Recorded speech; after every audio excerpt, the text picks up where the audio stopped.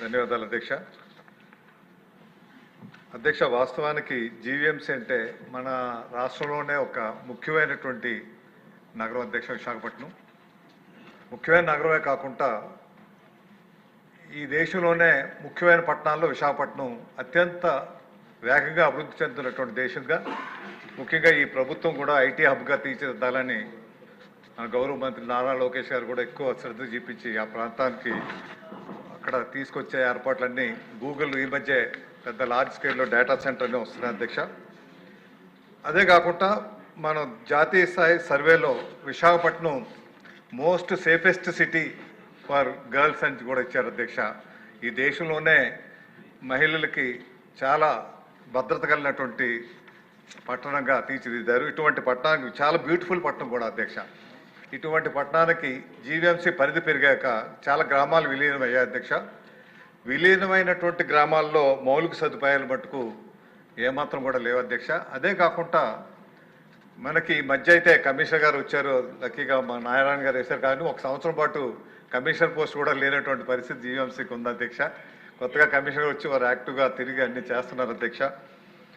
ఏదేమైనప్పటికీ మనకు ఉన్నటువంటి ఏవైతే పరిధి పెరిగిందో పెరిగినటువంటి పరిధిలో రోడ్డు కనెక్టివిటీ కానీ, డ్రైనేజ్ కనెక్టివిటీ కానీ, లైన్ కనెక్టివిటీ, ఎలక్ట్రిసిటీ కానీ వీటి అన్ని కూడా అభివృద్ధి చేయాల్సినటువంటి ఒక కాంప్రహెన్సివ్ ప్లాన్ ఒకటి తయారు చేసుకొని చేయాల్సినటువంటి అవసరం ఉంది అధ్యక్ష. ఎందుకంటే మనం ఇప్పుడు ఐటీగా అభివృద్ధి చెందుతుంది, వివిధ ఇండస్ట్రియలైజేషన్ కూడా ఎక్కువగా అవుతుంది కాబట్టి మౌలిక సదుపాయాలు కల్పించాలి. అదేవిధంగా మంత్రి గారు ఖాళీలు జోనల్ ప్రకారం అన్నారు. అసలు విశాఖపట్నం జోన్కే సుమారు, విశాఖ అనకాపల్లి జోన్కే సుమారు 300 ఖాళీలు ఉన్నాయి అధ్యక్ష. అధికారులు చెప్పిన ప్రకారం 300 అన్ని కేటగిరీలు కలిపి. అంటే మెయిన్ ఈ మధ్య టీపో మొన్ననే వేశారు, టౌన్ ప్లానింగ్ వాళ్ళు ఎవరూ లేరు అధ్యక్ష, అందరూ కూడా ఇన్ఛార్జే అధ్యక్ష. కమిషనర్ కూడా ఈ మధ్య రావటం జరిగింది, జోనల్ కమిషనరు. ఇవన్నీ కూడా పూర్తి చేయాల్సినటువంటి అవసరం, ఎందుకంటే మన రాష్ట్రానికి చాలా ప్రెస్టీజియస్ సిటీగా తీసుకొని చేయాలి అధ్యక్ష. అక్కడ ఉన్నటువంటి అది ప్రణాళిక, ఒక నిర్దిష్టమైనటువంటి ప్రణాళిక ఈ మౌలిక సదుపాయాలను చేయాల్సినటువంటి అవసరం ఉంది. వీటితో పాటు ఏవైతే డ్రైనేజ్ సిస్టమ్ ఉందో ఆ డ్రైనేజ్ సిస్టమ్ పూర్తిగా క్లాగ్ అయిపోయి డీసిల్టింగ్ కూడా లేనటువంటి పరిస్థితిలో ఎంత ఘోరంగా ఉందంటే అక్కడ అధికారుల పనితీరు అయితే, గతంలో మన అధికారులు వచ్చిన వెంటనే ₹1 కోటి అదృష్టవశాత్తు ఇక్కడ మంత్రి గారు నారాయణ గారు మంజూరు చేశారు డీసిల్టింగ్కి. అక్కడ మన ఎలక్షన్ కోడ్లో 1 వీక్ ఎలక్షన్ కోడ్ వస్తే ఆ 1 వీక్లో డీసిల్టింగ్ అయిపోయిందని చెప్పి అధికారులు రికార్డు ఇచ్చారు అధ్యక్ష.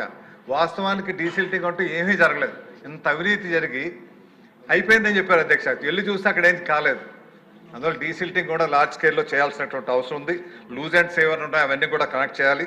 అనకాపల్లి జోన్లో ఎస్టీపీ ఒకటి ఉంది అధ్యక్ష, అది పూర్తి స్థాయిలో పనిచేయట్లేదు. గతంలో ఎప్పుడో 15 సంవత్సరాలు 2005వ సంవత్సరంలో పెట్టినటువంటి ఎస్టీపీ ఇప్పుడు పనిచేయలేనటువంటి పరిస్థితి ఉంది, అది పూర్తి స్థాయిలో పనిచేయాలి.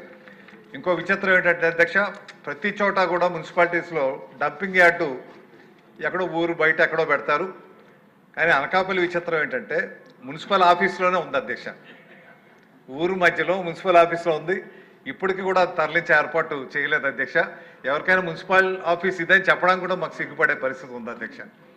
దీన్ని మార్చాలి. గత ప్రభుత్వం ఎటాగా పట్టించుకోలేదు. వీరికి కావాల్సిన ప్రత్యామ్నాయ ఏర్పాట్లు చేయాల్సిందిగా వారిని కోరుతూ, మీకు ముఖ్యంగా ఈ మున్సిపల్ బిల్డింగ్ కూడా చాలా పురాతనం అయిపోయి వర్షం వస్తే వర్షం నీరు కూడా లోపలికి వెళ్ళిపోయేటువంటి పరిస్థితి ఉంది అధ్యక్ష. అక్కడ జోనల్ ఆఫీస్ బిల్డింగ్ ఒకటి మంచిది కట్టాలి. తర్వాత ఆ మున్సిపల్ ఆఫీస్ ఊరు మధ్యలో ఉంటుంది, మీకు తెలుసు అధ్యక్ష. అక్కడ ఒక కమర్షియల్ కాంప్లెక్స్ కూడా పెట్టి ఒక మున్సిపల్ ఆఫీస్ 2 కూడా పెట్టచ్చు. మనకి జీవీఎంసీకి ఆదాయం కూడా వస్తుంది కాబట్టి ఆ రకంగా కూడా చేయొచ్చు. అది పబ్లిక్ ప్రైవేట్ పార్ట్నర్షిప్గా చేస్తారు, లేదంటే గవర్నమెంట్ ఫండ్స్తో చేస్తారు. ఎటా చేసినా అక్కడ ఒక మంచి municipal office building, commercial complex కూడా కావాల్సినటువంటి అవసరం ఎంతైనా ఉందని తెలియపరుస్తూ, ఇంకొక ముఖ్యమైన లోపం ఏంటంటే అధ్యక్ష, జోనల్ కమిషనర్స్ ఉన్నారు అధ్యక్ష. ఈ జోనల్ వ్యవస్థను నియోజకవర్గ స్థాయిలో జోన్స్ కింద విభజిస్తే అప్పుడు పరిపాలన సౌలభ్యం జరుగుతుంది కాబట్టి గతంలో శాసనసభ్యులు అందరూ కూడా ఏకగ్రీవంగా అడిగారు అధ్యక్ష. దాన్ని ఆమోదించి త్వరితగతం చేస్తే, లేదంటే ఒక నియోజకవర్గ పరిధిలో ఉన్నటువంటి శాసనసభ్యులు 2-3 జోనల్ కమిషనర్ని సంప్రదించాల్సినటువంటి పరిస్థితి వస్తుంది అధ్యక్ష. అది ఒకటి మార్పు చేయాలి.